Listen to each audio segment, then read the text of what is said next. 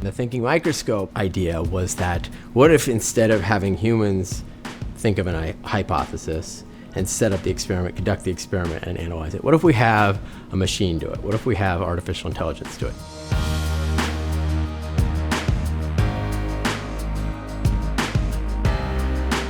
Thinking Microscope is a microscope that can do experiments on its own, learn from what it did, and then solve problems for us.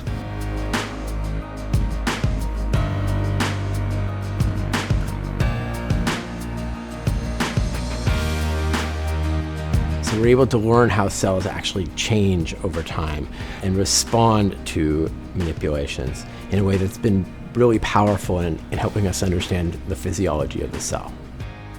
And this, in a way, allows us to do something like clinical trials in a dish, where we can follow individual cells, follow what happens to them as disease unfolds, and then ultimately follow them until they die, and then use some of that information on the course of their journey to be able to figure out what's cause and effect when it comes to disease. We can also use it when we're trying to test new therapeutic strategies to see what might actually prevent those cells from reaching a fate that we don't want.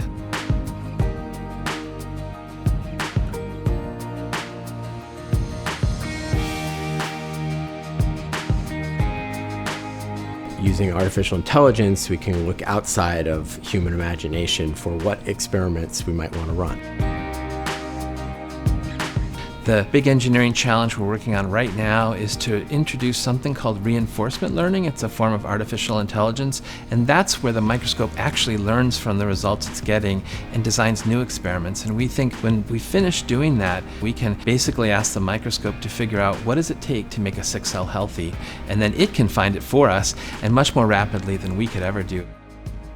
And we've already had the experience that we can apply AI to some of our data sets and see things we as humans can't even see in the data. And I think that for me is very exciting, because it means that it will open up whole new insights and vistas for biomedical research.